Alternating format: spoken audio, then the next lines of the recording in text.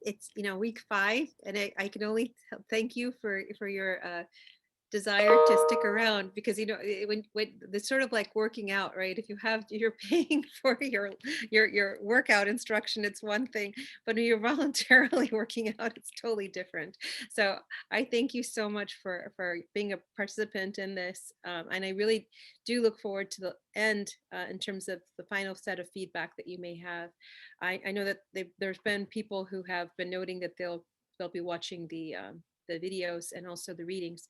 So one feedback item that I really would like to ask you is if you found the readings to be useful thus far, because the readings do have an ability for me to provide you things that I can't cover in just 30 minutes. So if you could think about that, maybe we could start with that question, if I could, to you when we stop today. Today is probably the first day that we're not actually directly talking about economic variables. We're going to today, since we're talking about aligning from the bottom up, we're actually talking about stakeholder engagement.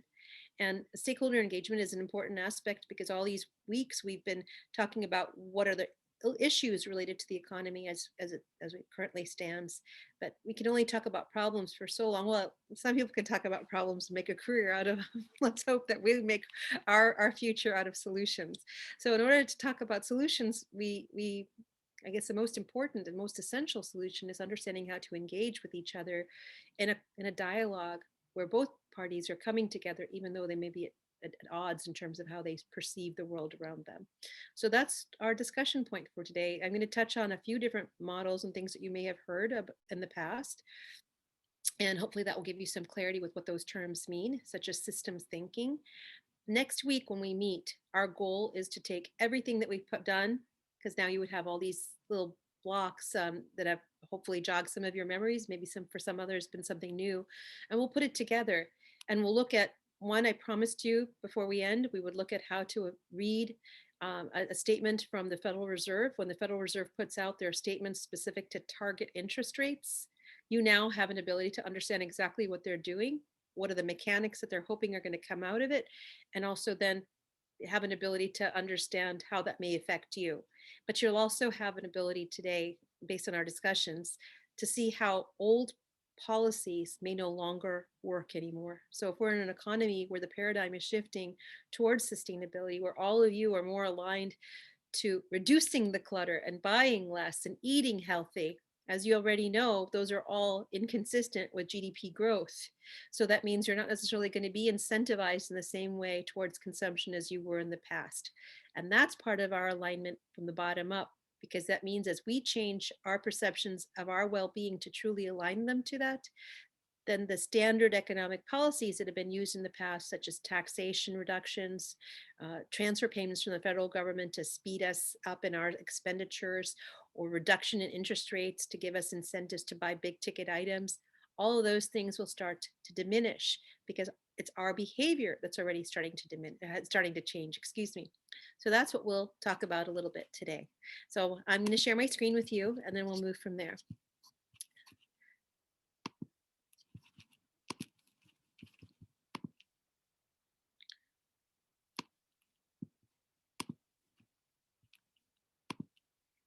So this is our discussion point from today. And as I mentioned, when we look at the bottom up, we're actually talking about the power of grassroots movements. And I have a slide here related to pushback. So I'm hoping you'll find some interest in that particular slide. So where we are right now, this is what we have discussed already. We've talked about that we are in a maximization based economy, and that comes from our GDP, from the idea of consumer gratification. We look to maximize our consumption, because we supposedly get our greatest satisfaction out of consuming. And that's what theory tells us. And that's actually what marketing has enabled us to be. And then the firm gets its value out of its maximization of profits. And it does that through the reduction of costs. And those reductions in costs typically occur through the externalizing of the pollutant elements of costs to the environment and other people by paying other people less than their fair value and giving the environment, because it can't speak for itself, the pollutants that help production move forward faster. Production in general, because of the way our economy is set up, is that we are resource intensive. We have to have constant resource use or technological growth, either way, because our goal is to constantly maximize. So that means that we constantly have to produce more. The perfect product in our economy is that's built for obsolescence. So the best product in terms of that is any convenience-based product. And that's probably why you see so many disposable products out there in the marketplace. Maybe next time you go to the grocery store, look and see, or even you go to the supply store, any store, you'll see probably the majority of those products are set up for single use.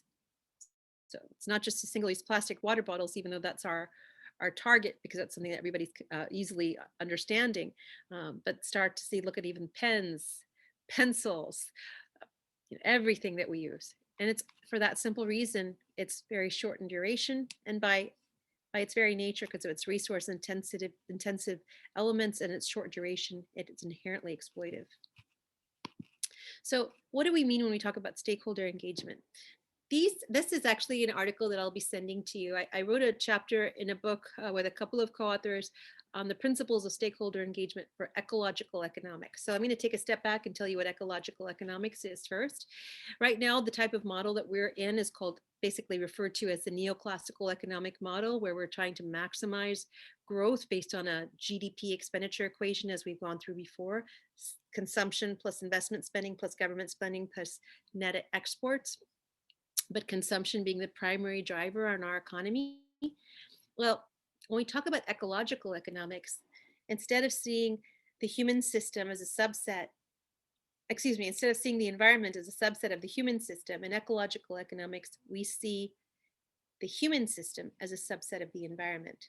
So that's one of the issues that lead to the lack of sustainability in our economy today, is because of the very fact that we live with this mindset that we control the economy. We have an ability to fix the economy.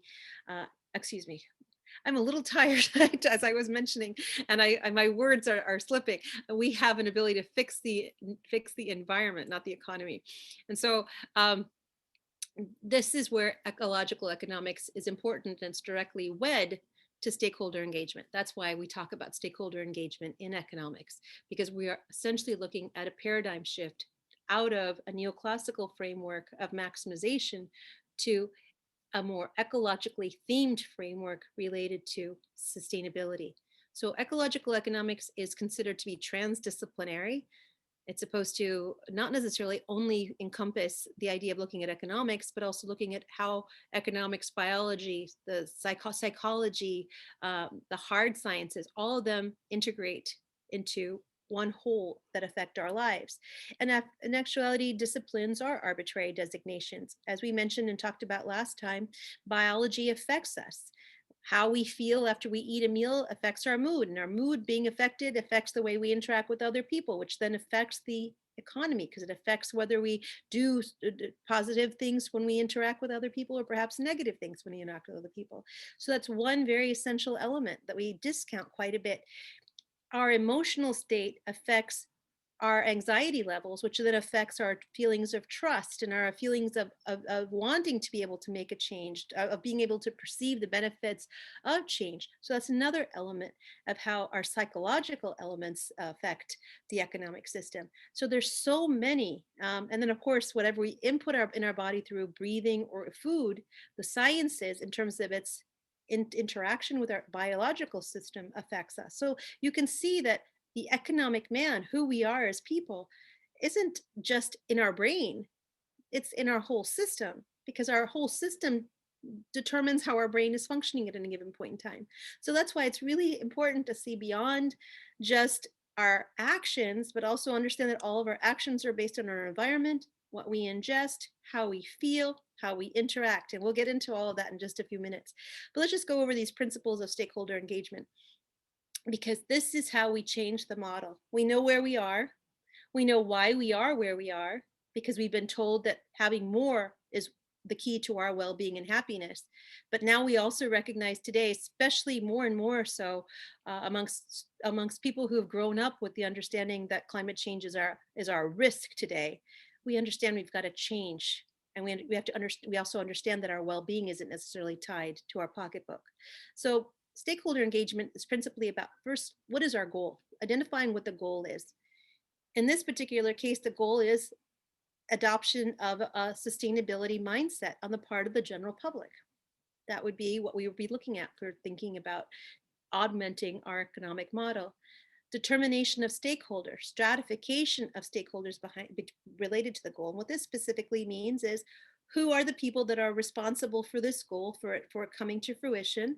And is there a hierarchy? Are some people closer to actually enabling this goal to occur than others? So let's stratify them. Let's figure out where they fit, who's impacted, who's not as impacted, so that we can figure out their level of engagement on this issue. And then this part, number 3, I think is one of the ones that we actually forget about quite often. And anytime you see a company that's not operating very well, typically it's because the stakeholder incentives are not well aligned. You need to figure out what incentivizes each individual that you interact with. I mean, different people have different incentives. Some people are motivated by money. Some people are motivated by the need to not feel lonely. Some people are motivated by the need to feel valued. But you have to figure out what motivates people so you can align them to the greater goal based on what is of interest to them. And that's where this communication strategy is really important. We have to delineate, how do we communicate with different channels? The problem with, if you look back at how policy is usually implemented and how it's communicated, we come up with one idea and then we just channel it out to everybody and expect everybody to understand. Given our differences in educational levels, given our different life experiences, given things that we come into contact with, given our different political ideologies, you can see how one singular framework of communication would potentially fail. So this is where we have to learn from the marketing industry, where we have to learn from the consumer goods industries that are really good at creating products that nobody wants, but then everybody seems to buy. So this is what we need to do when we talk about policy. We need to think about, how do we get everybody to buy into this change because they see what's in it for them and it aligns to what's important to them. And then from this, this pretty much goes fairly straightforwardly. You facilitate the communication across stakeholders. So not only are you talking directly to stakeholders in terms of their particular views, but you're also doing it in such a way that now you're also involving cross communication across stakeholder groups too. So then this part's the hardest part perhaps. And it's always difficult. It's the idea of listening. So the goal is just being disseminated, but now you need to listen to people. And it's even harder when you have to listen to people who probably in your mind aren't as knowledgeable as you. And this is the success of sustainability. Because if you can actually get to point number 7 and be open-minded enough to listen to viewpoints of people that you don't necessarily think have as educated a viewpoint as your own, then you've actually started to enable the stakeholder engagement process. Most of the time, number 7, I think, is the biggest stumbling block. Number 8 is probably the most significant stumbling block. And the reason why I say this, and I mentioned this and I alluded to this much earlier in our discussions, was that we live in a gratification-based economy. And one of the big questions that comes across when we start talking about sustainability is, well, how am I supposed to do this? How am I supposed to get this change to happen? And remember, I made the analogy about somebody gaining weight and then taking time to lose it, as opposed to going on a crash diet and gaining more. We need to be thinking about the process. The process has got to be so exciting that the goal isn't something we even consider anymore. The reason why I say that is it's in the process that you attain the goal, and it's in the process that you continue to maintain the goal. But when you're only fixated on the goal, then you may be duped into thinking you've accomplished something when you only did it for a second. It's like having a perfectly clean house. It's wonderful to look at for just 1 second, then somebody, God forbid, sits on the sofa and then boom, it's all messed up, right? So it's the same kind of thought process. This last portion is called continuous improvement, and that's the jargon that's typically used. But continuous improvement is basically risk management, because if I'm constantly reevaluating the process to ensure that it's meeting its mandate, I'm also basically taking into consideration the risks of it not. We live in a society that does not value risk management. So just looking back at the most recent financial crisis in the 2008 period, what we saw there was specifically related to a lack of risk management, speed to market, which is what profit maximization dictates to us. And when the crisis occurred, that's when risk management was being bolstered in most companies. Most of these financial companies started to build out their risk management processes then. Why? Because they wanted to reestablish brand and consumer trust. So it was done visibly to encourage people to come back and have confidence that business as usual could work. But once everything started to settle down again, those risk management teams in most corporations have been disbanded. So their value is only in the market premium that they provide by saying that there's a risk management team in place, but there's no value for them outside of that. And why is that? Because people who are involved in risk management are cost centers. They do not provide revenue for a company. The value of risk management is only materializes when the risk is present. It's very odd, and so that's why number 8 is really, really important. So this is just a simple example of a process map. And you can make a process map for anything. You can make a process map for your home, the people in your home who you live with, and what's expected of them, and the process that they have in achieving those expectations, and evaluating how they meet those expectations so that you can figure out where they like what they do and where they don't like what they do, and how you can maybe help them where they don't like and give them more things that they do like. That's all that a process map really is. It's a way of just mapping out any type of process that you have to see how you can maximize people's happiness, maximize the value of that whole process map. So this particular one comes out of just a standard business process map. The stakeholders in that business would be the owners, customers, organization members, suppliers, or others, and their relationships for each are based on different things. So you could put a listing of all of them or tie the listing to one particular one. Now, in order for me to really be able to engage with my stakeholders, I need to understand what motivates them, going back to that stakeholder engagement model. So in this process, I need to understand, identify, I need to know what my relationships are based on, and I need to know what incentivizes them. And then I need to know what are the potential advantages in this particular process map of triggering those alignments between what incentivizes them and what I need from them. And that's when I can see how the benefit in maintaining a continuous improvement and evaluation process is beneficial to both me and can be beneficial to them, because now I see their advantage, my advantages from them. I understand what incentivizes them, and now I have an understanding of how to translate these to value for me.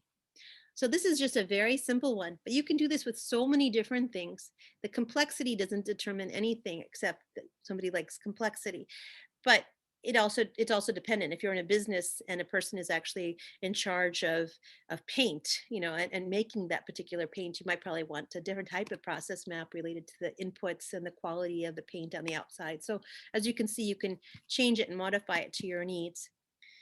But this is another way of thinking about a process of stakeholder engagement. As I mentioned in the very first slide about the stakeholder engagement, we need to identify our stakeholders and see their proximal distance from the goal we want to achieve. So my goal is I want to increase funding for public schools in my community. My initial stakeholders are probably going to be parents with kids. My bigger stakeholders will be my community at large. In this particular case, this stakeholder map is related to the paradigm shift to sustainability. So this stakeholder map, how we drew it out, was specifically to say the initial stakeholder group is the economics discipline itself, because we need to transform the discipline to be one that's more biased towards achieving sustainability. The next group would be academic disciplines, to actually have them self-reinforce the importance of sustainability across all the different disciplinary groupings, because sustainability is not a discipline, but a way of thinking. Then the next level could be civil society, which are nonprofit organizations, municipal governments, like our municipal bottle ban efforts. Those are the groups that we try to engage with. And then the last one would be the general public. And by going from this narrow focus all the way out to the broader focus, we're able to more closely or potentially reach our goal. And there's one reason why. These people here, since they're more aligned initially to what I'm trying to change, it's probably going to be easier for me to communicate with them in more simple channels, not to have 100 different channels, but maybe a few channels. And as I get these people on board, then they become my ambassadors to the next level, which are the academic disciplines altogether. So now I'm not only am I communicating here and I'm communicating here, but these people are competing across each other, and that continues onward. So that's the beauty of this. And why do we advocate for this too? It's because change is very difficult. And in the next slide, we'll discuss is specifically, in 1 second, I'll show you the reason why change is difficult is you get a lot of pushback. But before we get there, let's just talk about the systems thinking. So in our systems thinking, going back to our stakeholder, going back to our change, we're looking at implementing a greater sustainability. So our change agents in terms of the economic discipline, academic disciplines, NGOs, the general public, could also be put into these kinds of buckets. We have our society, we have our economy, and even on a larger scale, the environment. So the environment could be the biggest stakeholder of all. So this actually is just a framework that shows you how everything has to integrate in terms of systems thinking when we talk about sustainability. So when we talk about that human stakeholder map, we also want to make sure that we take in the non-human elements when we talk about the integration between the human systems and the environmental system. So sustainability shouldn't just be about saying, oh, I'm going to get more Teslas or electric cars, because that doesn't really change the energy generation. It just centralizes that function from being carbon being released in the driving to carbon being released at the point where energy production is being made, right? So these are the things, if we were thinking from a system, we would see that electric cars are not sufficient to be the answer. We need more, okay? So that's why we wouldn't be so easily duped. We would see that if we're actually going to have those miles and miles and miles of greenhouses, and yes, food production is important, we have to take into consideration, does that food production actually create a more sustainable food production, or is it just an appearance of sustainable food production, but actually even more severely polluting than commercial agriculture would have been? So it gives us, when we start to think from systems perspectives, an ability to start to analyze the holistic impacts of all the different things that we put in place, rather than just the marketing elements that just highlight one aspect that may be a lower impact than the traditional product currently used. So I thought these would just be a little fun before we talk about pushback. So if we think about what we're trying to do when we talk about sustainability and our economy, is we're fundamentally trying to realign it to what we really value. We've been taught to value financial outputs. We've been taught to value material things. Those have been cultural norms that have been imposed upon us over about 70, 80 years. Because prior to that, this amount of material ability for a general consumer to have their hands on did not exist. So these are all new norms. But what do studies show us? And of course, I can tell you right now, there are going to be studies that will counter this. So it's not like every study is going to tell you this. I'm putting a few studies up, but there is a lot to be said. And even you can take your own individual inventory and assess for yourself that what makes us happy and what gives us a quality of life isn't necessarily how much money is in our pocketbook. You do need a certain amount of that. But after a certain point, there are other non-tangibles that actually breed a quality of life. But in our case, we put too much emphasis on the financials. So this particular study with Harvard, this is an older study in 2016. This was based on an 80-year study of people. The thing that's interesting, and if we had more time to discuss, I would share with you, is that there were 4 different heads of the research project for this particular project, and each one had a different set of parameters that were basically mirroring the perceptions and science of the time. So the very first researcher who started this whole study process, he was looking specifically at biological predetermination of health and happiness. And then as time went on, it turned more to psychological well-being as being the indicator of health and happiness. So this tells you just as much how we've changed in terms of how we look at and how much of a social construction our systems are. So this is another one, aligning value in terms of the workplace. What people want at the workplace, of course, people want to be compensated, but there's more than compensation, right? You can get paid at your job and they can pay you on time, but you can also go to your work where you have to spend most of your time every day and not feel heard, wanted, appreciated. So we know this is very true. And I think almost every one of us probably can attest to it from our own personal experience, that income is not enough in the workplace too. So again, it shows another relationship between well-being and measurement, whether we're measuring the right thing or not. So just going back to what I was saying to you earlier about this whole stakeholder engagement model, the stakeholder engagement model for ecological economics, or the change in economics to align to sustainability, requires us to impose a process map so we understand what we're trying to attain. We have stakeholders, we engage with those individuals, and then we have an idea of how we're going to continuously go back and reassess. So the process itself becomes the way of life. It's not like we just do it and we're done. So that is a change, because our economic system does not validate just walking away. The idea of having to do things over and over and over again in a goal-oriented society is really challenging. So that's why it's a paradigm shift. But what we will have is a need for that small circle that I first started off with, that first integral circle, the one of the group that's closest to us, the stakeholder group that's more potentially impacted by the goal that we want to change, that we want to attain, excuse me. If we can get them, the reason why they're so important is because as we move outward from that inner circle, we're getting to get more pushback, because people are going to be less knowledgeable of why that goal is desired. And these are the reasons, that standard reasons for pushback: fear of the unknown, desire for security, fear of failure, lack of trust, not understanding the benefit, not having to leave comfort zone, disagree with the new direction. It looks like more work for me. I'm confused as where we're headed. I see this as the wrong time. In my organization, I have dealt with all of them. Unfortunately for me, it's with other environmental groups, so-called environmental activist groups, that I have had the biggest pushback on this side. I think there should be one more element that should be added, is I'm not going to get the credit.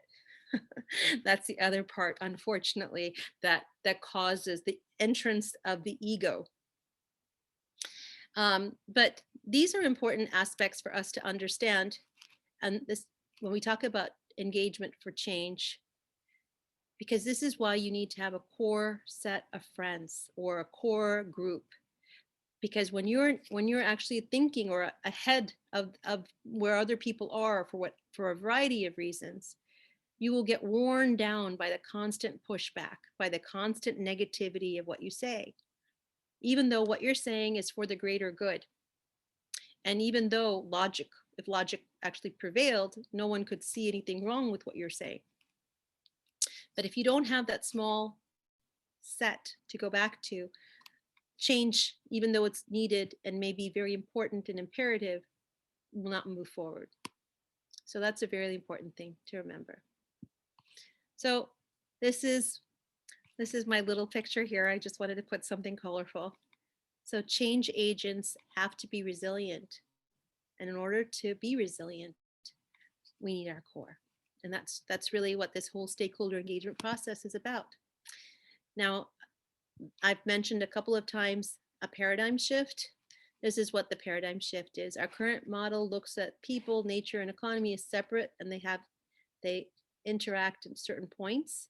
But the reality is we want to change to a model where the economy is a subset of people, so it represents the people, and the people understand the needs to be flexible with nature. And that's a paradigm shift, because we are moving to this. We are in a point of crisis. We are not yet at a revolution on a global scale yet, but there are pockets of it. There is a defined new new paradigm and a need for moving there. And we are starting to move to this paradigm shift. So as I mentioned last time, in Denmark, there is an adoption of Kate Raworth's donut economics.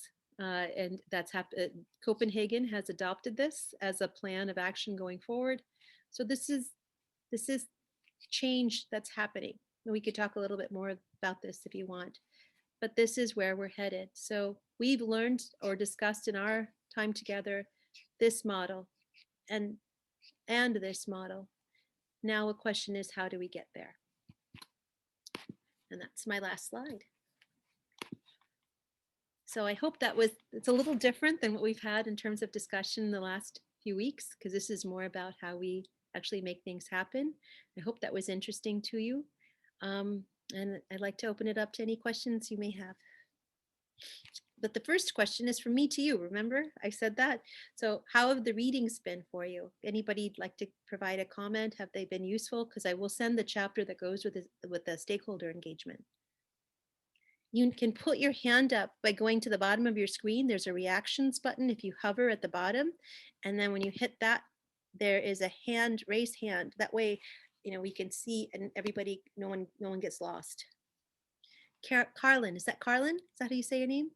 Okay. Yes, it's Carlin.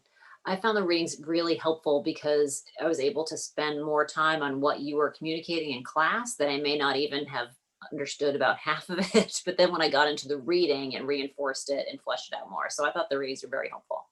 Thank you.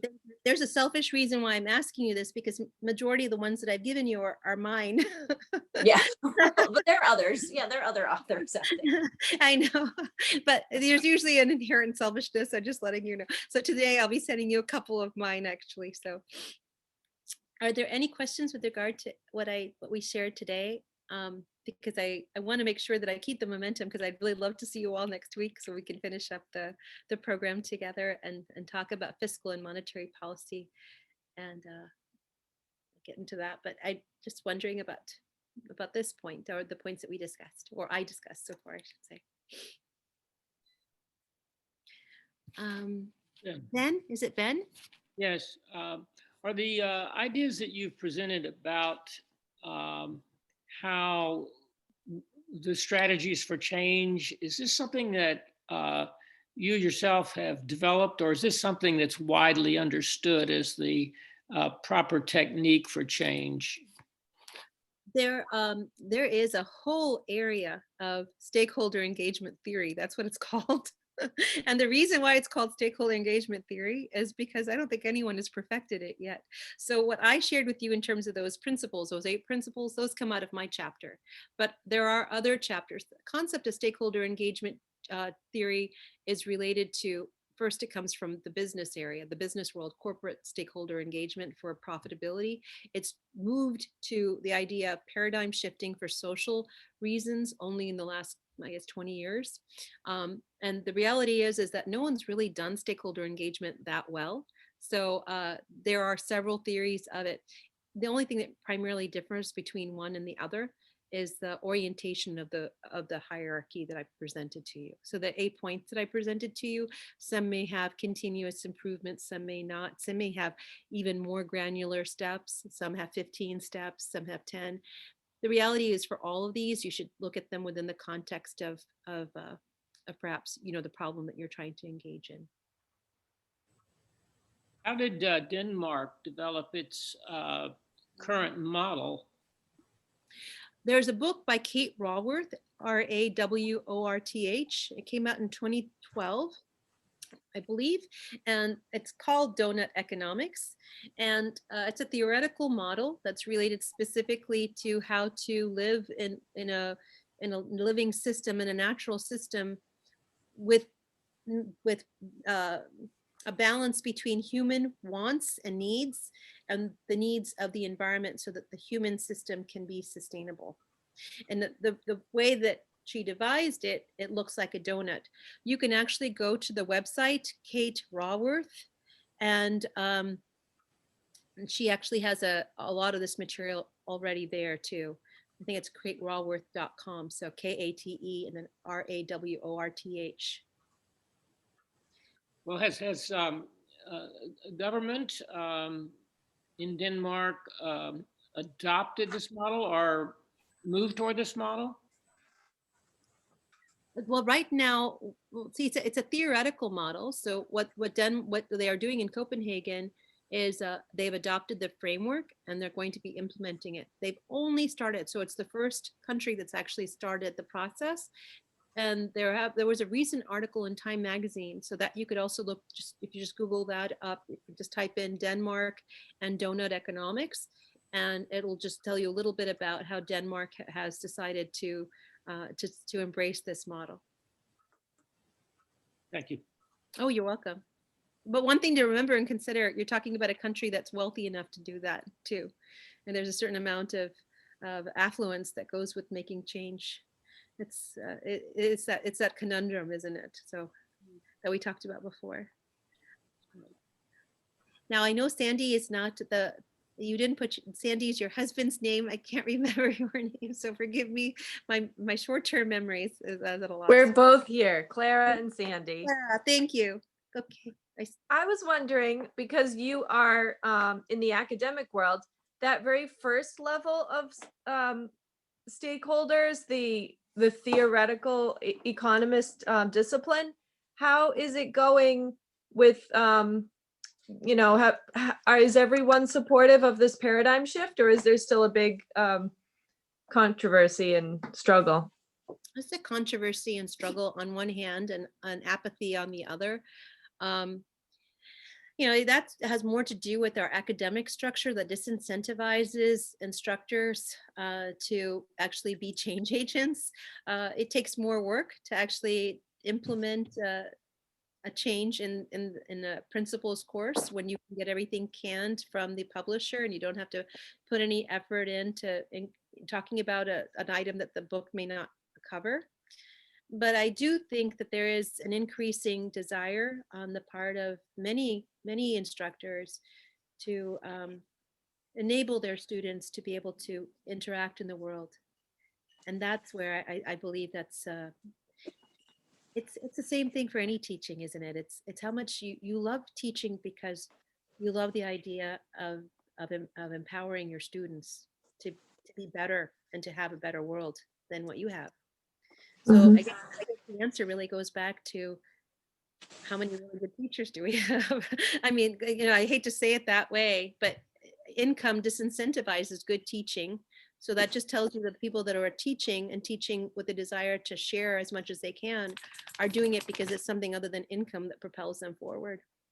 Is that it's such a you ask these questions that are difficult for me to answer because they really so much depend on the situation for the person, right? If we could create a situation where people felt valued at work, especially as teachers, if we could just understand and recognize how they really influence the future, then I bet we could have that change very quick. But I had a question. Could I tag along? This might be off topic, but you mentioned pockets of revolution. And I worry about the national debt and almost like a tipping point. We talk about peak oil, peak this, peak that. Again, this is maybe off topic, but what's your sense of kind of like the peak debt in our country? It's funny that you bring this up. I saw a tweet just before I turned on to this time with you, and the tweet was something that AOL had. Sorry, AOC. AOC. I get all these acronyms mixed. AOC had put out. The AOC, she was making a comment about how someone who had been in the Congress during this whole adverse period thought that there could be potentially too much relief. And actually, I was going to say something which I think what you're alluding to here. I believe that there is such a thing as too much relief in the sense that we have to take into consideration that money has to be paid back. So as we get out relief packages, we need to make sure that we're doing it in such a way that we foster independence and we actually elevate the right people, right? And instead, like with these gratuitous checks that were sent out, they were sent out to everyone. Yeah. not necessarily those that were in the greatest need. And that's why the name was stimulus. It was just to stimulate the economy, not to help people. But I agree with you. I think we are at that point. We are living on borrowed time. We have to pay, in order for us to pay down that debt, we actually have to be able to make more money at a time when the economy has to actually contract to take us to sustainability, right? Yeah. So this is a terrible conundrum that we're in. This is a challenging position, and things, stock market games that are being played, legalized gambling, all those types of things are not helping us at all. So the answer again, I can only say that I agree with you. I believe that we're in a position where we are a little over the top in terms of being overextended, and that overextension is going to affect us going forward, because that means that people, as we try to adopt change, are going to have to bite that bullet that much harder. Or our kids will have to bite the bullet. Yeah. Yes, definitely. They can't get used to our lifestyles. Yeah. Thank you. Oh, no, thank you. Christian, is that correct? Yes, thank you. I have a comment and a question. When you're talking about the pushback, I find that something equally, if not more challenging, is that even when one has people on board, I guess a big challenge is not just the pushback, but getting people to be not just on board, but change agents. So to put it a different way, I've always found, like, in all the congregations I've ever been associated with, it's always easier to have a food pantry and feed people than it is to advocate for policy change on hunger. Or somebody in the chat alluded to Ibram Kendi's book, and he talks about the necessity for policy change. And I feel like often we get on a grassroots level, people talk about things, get on board, and then a weakness for many of us is, okay, how do we become a change agent and bring that into the realm of advocacy for policy change? And I know you've had some success with that on the Cape, but maybe you can address how to make that move from just getting grassroots support to motivating people and empowering them to take it into the public realm more. I would use the same stakeholder engagement process. The names of the circles would change. But I'd also urge everyone to remember that not everyone is going to be a change agent. So you have to be a little judicious with regard to how you use your energies. I think that's the number one thing, is before you start to be an agent of any kind of change, or someone who wants to push people to understand things that they don't completely want to understand, you have to remember you're not popular. Even if you're 100% right with what you were trying to do, if people are already so inclined to be so open as what you hope that they will be, then your existence as a change agent would not be needed, right? So it's sometimes in the process of actually facilitating the change, our underlying hopes and assumptions don't recognize that if those hopes and assumptions were actually in existence, the need for our services wouldn't exist. So your question, I guess, to me is the same thing as a stakeholder engagement model. That's all the change agency is. You have an idea, you want it to happen, you have to figure out who your constituents are. You have to figure out how you're going to communicate with them. You need to have a firm set of people that are going to stand by your side. And I'm very fortunate. I'm just looking right now. There's Bonnie here. There's Jan Hively right there. There's Pat. You can only see his iPad there. I'm just looking at the very first screen. There's Ken Fishman on the other side. Mary over here that I'm just looking on the second page. And forgive me if I'm missing anyone. I know Izzy has followed us too, but the people whose names I have just labeled are my inner core. They are part of my organization and have been part of the reason why, when I get pushback and I feel defeated because of negativity that I absorb from the outside, that I'm able to get recharged and go back out there again.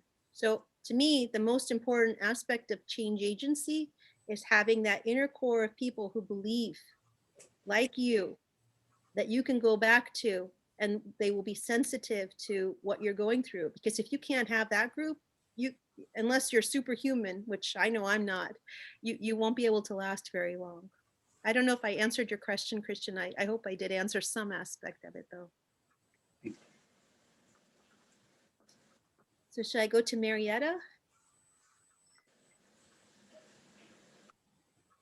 Do you want to read your questions, Mary? Do you want me to read them for you?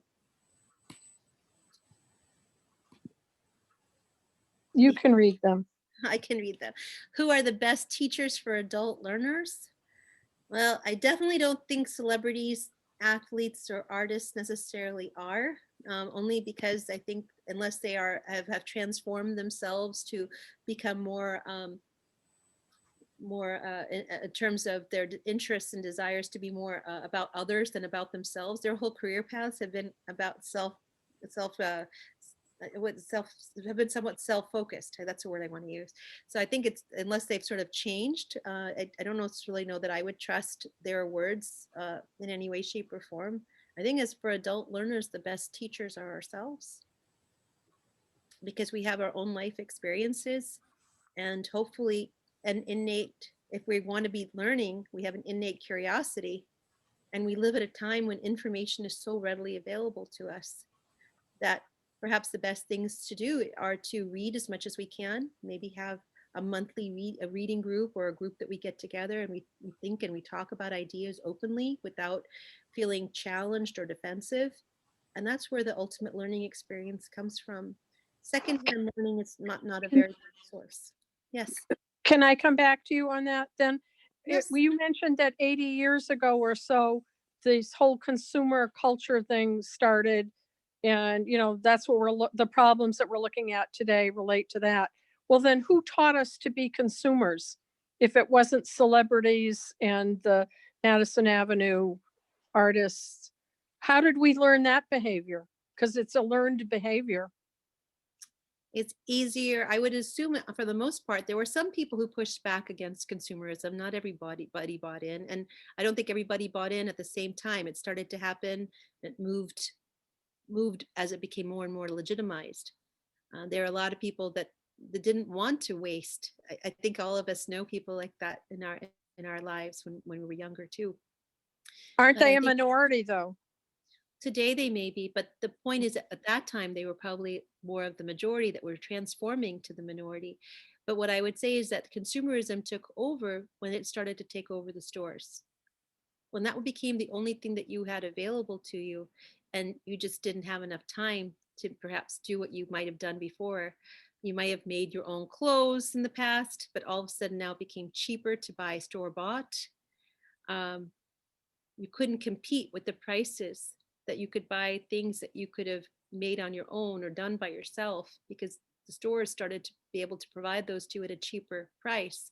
Then you also had a more busy life, because you had to do all these other aspects that you may not have had to do before, because life became more urban. So it's a combination of factors.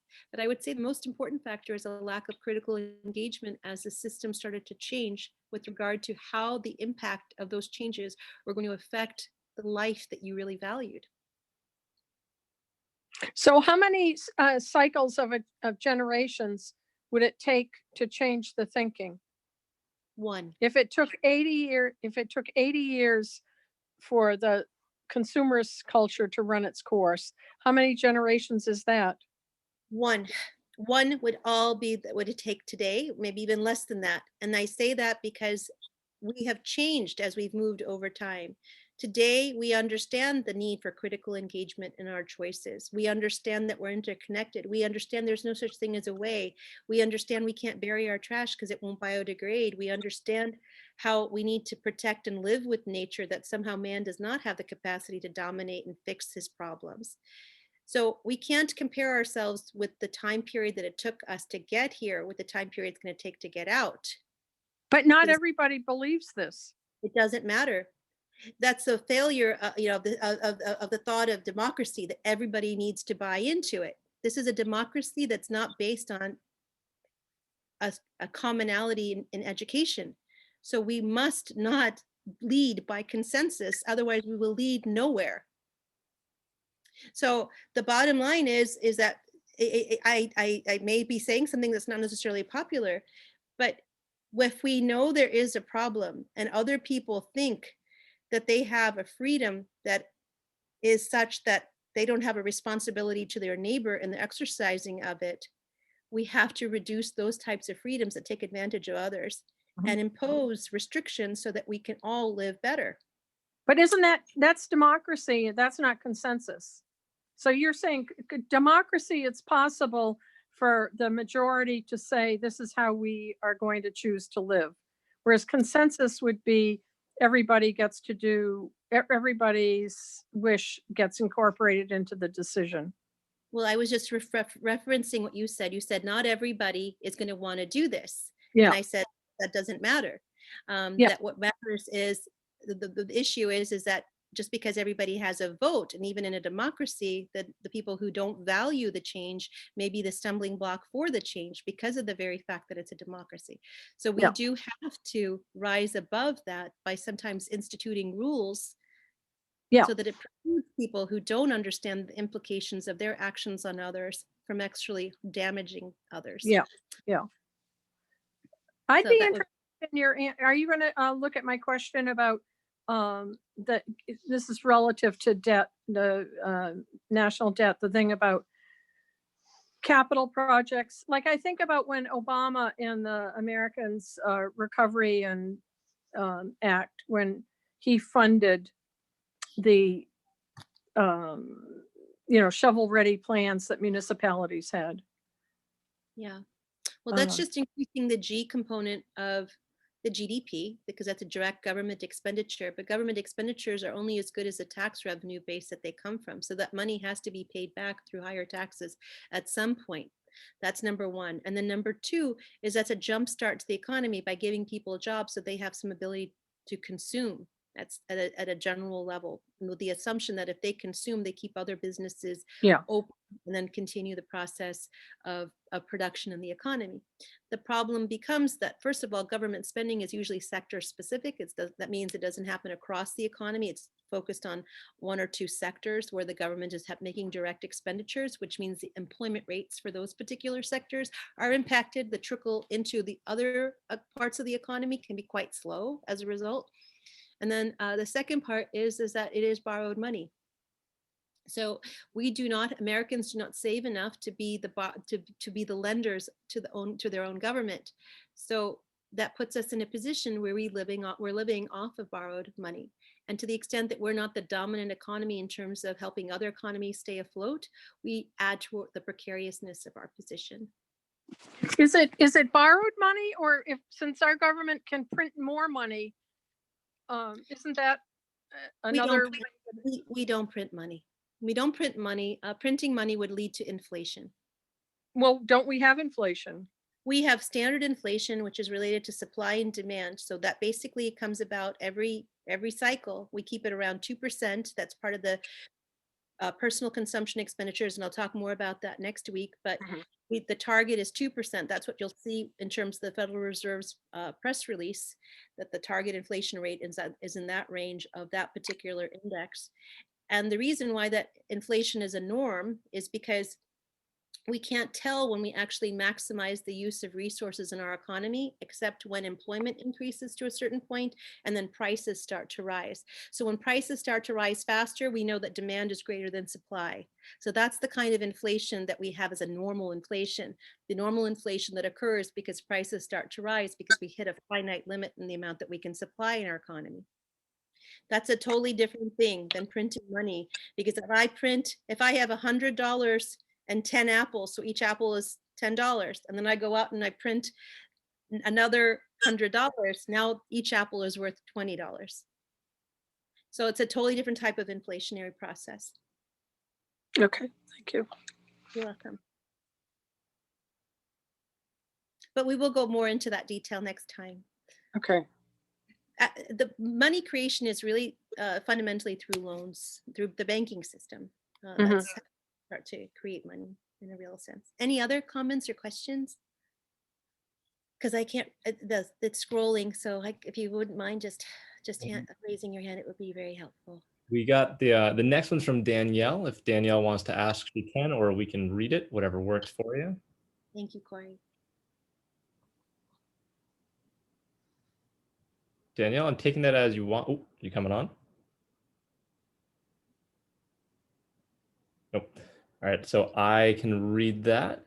So you mentioned legalized gambling. Just as a follow-up, what are your thoughts on the stock market and the SEC's regulation of brokerage firms and financial institutions? There has been a lot of heat lately regarding intentional market manipulation that's hurt a lot of retail investors. Well, what I meant by legalized gambling is that you can enter the stock market and just bet on the opposite side. So if you decide to short a stock, which means that you're selling it before you even own it, so then you actually have to buy it in order to close out your position at some point, wherever that short sales position is. That's exactly what ended up happening about a week and a half ago.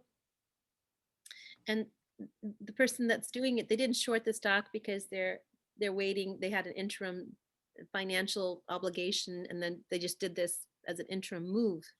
They did this because they wanted to make money off of betting against something either falling or rising. Okay.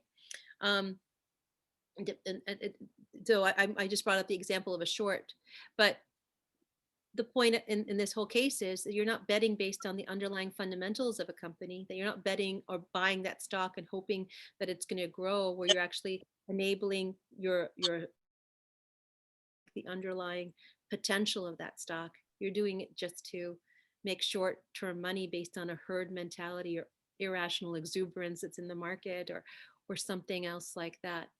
And that's what I mean by legalized gambling.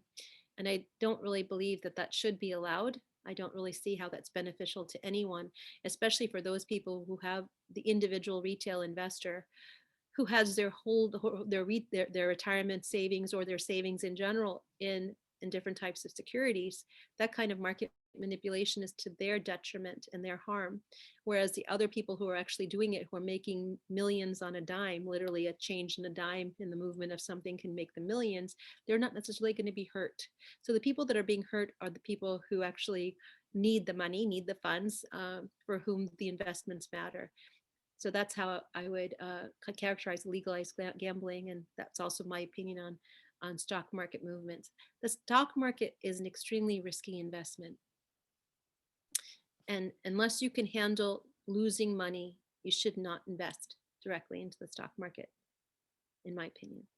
That you should look at fixed income. And again, you should look at corporate bonds that are, BBB minus or above. Below BBB minus in terms of a S&P rating, they are junk, which means they're high risk. So you want to make sure that they have solvency capabilities to pay out if anything happened with the company. That's what those ratings are about. With stocks, there's a lot of volatility. So you really need to know your stock portfolio and know what the fundamentals of those stocks are before you buy them. And what I mean by fundamentals are what will cause that stock to grow? How is it affected by the economic cycle? Will it hold its value? Does it meet your risk tolerance? Those are the things that you really need to know. I hope that The helps. stock market should be eliminated?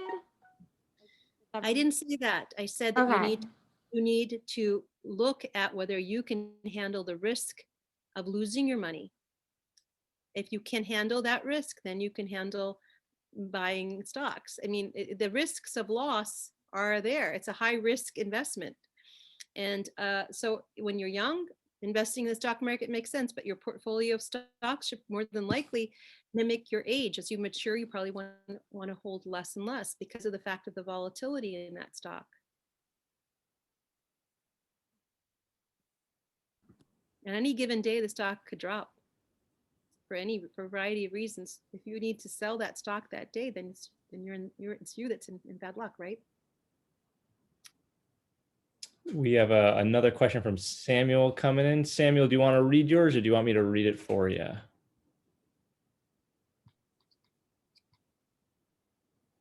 asked a couple of the first one, I'm guessing. Ooh. Do you want your audio is coming in very crackly. How about, I can just read the first one because that's the first one in line. So Samuel was asking, what do you think about the potential for digital products which consume no material resources and produce no pollution to allow continued growth? What digital product does not consume any resources and does not create any pollution? So I'm thinking things like music or like ebooks or I know these things consume electricity, right? But there's still potential for those things to have higher value. I guess you can like consume less resources in when you're watching a movie than, I don't know, when you're buying something of the same value that it costs to watch the movie or whatever. The energy that the movie runs off of is enormous. So there's a huge energy drain from entertainment media that we don't necessarily think about when you're thinking about streaming, but you're taking up quite a bit of energy, and you're also and also when you take into consideration the equipment that you have to use to watch it. And then if you go even dig a little deeper and think about the resources required to make that film, it's pretty intensive too. So I think in terms of looking at digital resources, there's a pretty decent footprint there. I guess the specific example I was thinking of was more like music. Like I bought a bunch of music this morning, and a lot of it's electronic. So it's just someone sitting in front of a computer. Yeah, the computer has, that's being produced, but most people have a computer, so they're not necessarily buying extra stuff. Yes, it will consume electricity, but maybe it's going to be turned on anyway. And yeah, I guess I'm just wondering whether there's some extra potential for growth there. A lot of people would want you to think so, but I would like you, and if I can, I'll pull an article and send it, or a link at least to send it with Corey's email to all of you. But digital projects actually have a pretty significant footprint, and they have a footprint that we're not even necessarily completely aware of, because they've not been around that long, and we haven't really done a great job of measuring the impact of the radiation as well as the energy flow to our human systems. So that's the other part there. So it appears as though just on the surface they may not be as resource intensive, but they are quite energy intensive. And then even if you hold the computer ceteris paribus, you don't have to buy a new computer every time you watch, the computer itself has so much of a resource base that arguably it needs to be utilized multiple times in order to justify its creation. I hope that answers that, but I'll send a link or so to you, and we'll see how that works for you. You want to do this? I said, you want to do the second part of Samuel's question, then we'll go to Carlin?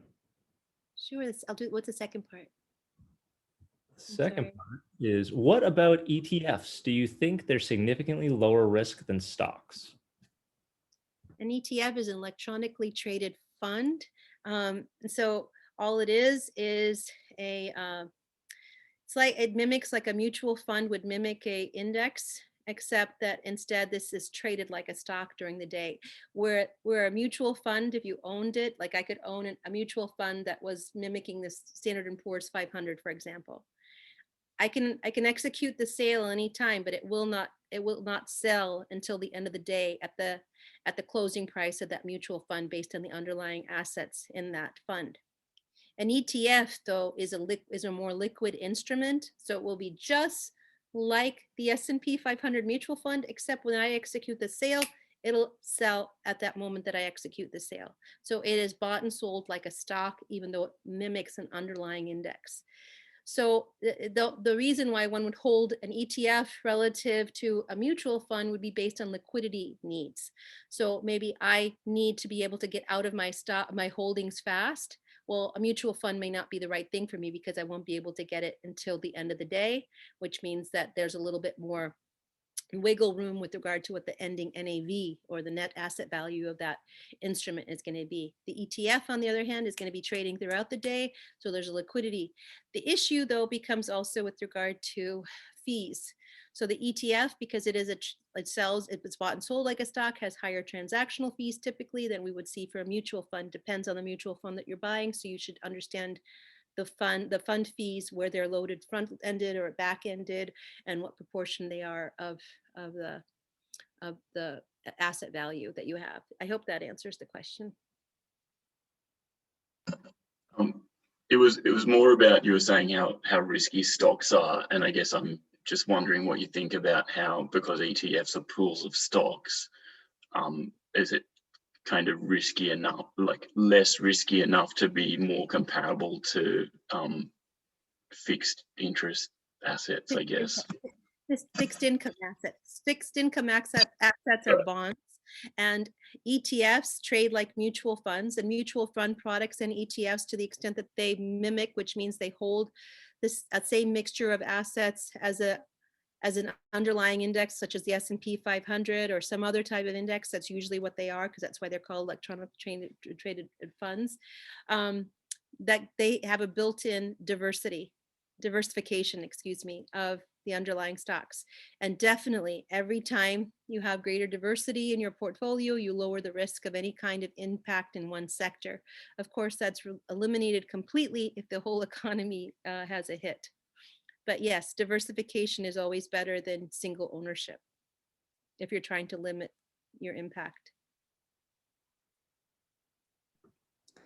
So I think we're coming close to time right now. So Carlin can do the final question, and then whoever, if anyone has any leftover questions, we can ask them later or send them through email.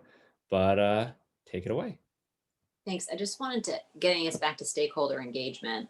You talked about understanding what that stakeholder's motivation is. How would we even figure that out? Because I probably would make assumptions based on my own experience or bias about what their motivation is. So if you have any suggestions in that, thanks. Sure.